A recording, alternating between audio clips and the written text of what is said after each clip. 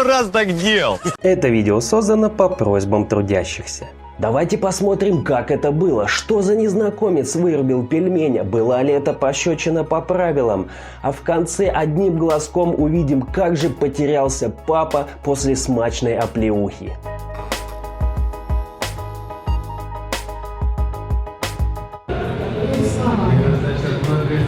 Вот хоть почти уже все знают, что произойдет после этого шлепка, но все равно хочется ведь посмотреть. Тем более, что смотреть мы будем с другой стороны. Глядишь, какие-нибудь новые подробности там и вылезут. А мужичка, который первым и, по-моему, единственным вырубил пельменя, зовут Вячеслав Зизюля. Ему 36 лет, и он из города Ангарска. В отличие от шоу-биза, куда попадают обычно через постель, на шоу по поглаживанию щек Вячеслав попал так же, как и Василий Пельмень, случайно. Мы подошли посмотреть, и, друзья, иди, я пошел. Оказалось-то, Вячеслав не какой-нибудь там ноунейм, а уже опытный боец и раздатчик оплеух. Как он заявил в своем интервью газете КП «Иркутск», раньше занимался рукопашным боем и качался в тренажерке. На битву пощечин подсел давно, раньше их снимали в Мексике. Мы в зале тренировались между собой, только били по плечу. А дальше все происходило по плану «приехал, увидел, победил». Приехал в командировку в Москву, стал зрителем этого совершенно замечательного шоу. А тут Эдвард Билл предлагает зрителям, говорит, дают 200 косых тому, кто вырубит пельменя. Сделают, придешь, ляжешь, резко уснешь, и все пойдет сразу, ладно? Не получится? А против пельменя выйдешь? Красава, да. Видео о том, как вырубили пельменя, я уже выкладывал на своем канале. Но давайте сегодня телепортируемся поближе и взглянем еще раз на это, только уже с другой стороны.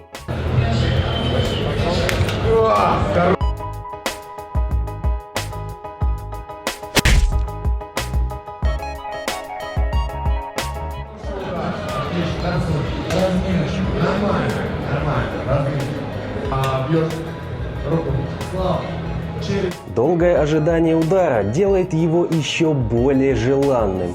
Ну когда же?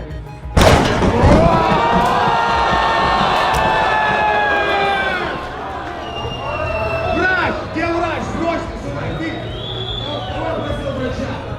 Где этот волонтер? Врач, врач! Это было что-то нереальное. Он его вырубил? Вырубил. Ты заработал 200 тысяч от меня, так я слов даете не бросаюсь, и что-то говорю, то делаю. Красава. Давайте взглянем на частоту удара.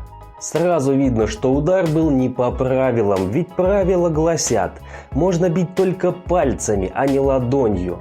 А мы видим четкий удар ладонью, хотя мы можем видеть, что организаторам на это абсолютно наплевать, когда дело доходит до того, как Василий Комодский вырубает своих жертв таким же образом.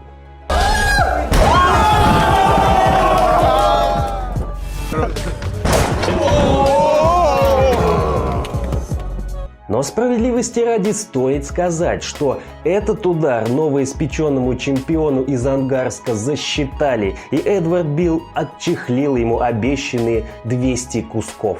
И еще один важный момент. Действительно ли пельмень вырубился после этой пощечины, или же все-таки это была постанова? Друзья, в начале видео я вас предупреждал, что высказываю свое субъективное мнение. Как мне кажется, что так происходили события. Со свечкой я не стоял и могу лишь предполагать, опираясь на то, что я видел. Итак, я думаю, что пельмень действительно вздремнул. Ну так, ты вздремнул, как бы, ну... Да, он не рухнул на пол, как это могло быть. Он не улетел в космос, но он выключился. Буквально на секунду в его глазах потух свет. И этого хватило, чтобы он реально проиграл этот бой. Насчет того, был ли поединок постановочным, лично мне так не показалось. Во-первых, Василий Комодский в интервью Алексею Сафонову прямо сообщил, что он действительно вздремнул на этих соревнованиях. Вздремнул, как бы, ну, можно было продолжать, но что-то меня забрали все куда-то, утащили. Он бил первым, но не вложился в удар, не вложил все силы. И, возможно, тогда не было бы этого микронокаута, о котором пестрили заголовки всех газет. Во-вторых, сам же победитель Вячеслав Зизюля в своем, опять же, интервью КП «Иркутск», когда ему задали этот каверзный вопрос, ответил, что это полный бред, он даже ни с кем там не знаком, чтобы ему дарили 200 косых. То есть, по заявлению обоих участников, бой не был постановочным. Но никто ведь не исключает, что это был договорняк, потому как это шоу. Шоу хайповое. И такое грандиозное событие, как эпичное свержение любимчика чемпиона пельменя, просто не может не собрать вокруг себя очередную шумиху. Да еще и под занавес каменных лиц. Как известно, свет пельменю потушили непосредственно перед последним выпуском каменных лиц. Так сказать, хайпанули напоследочек. В это сложно поверить, но походу аура на тех соревнованиях была не в пользу тяжей. Папе, который 220 килограмм, тоже не повезло в тот день. Говорят, большие шкафы громко падают. Но здесь мы не увидим громкого падения, но как же пошатнулся, пожалуйста.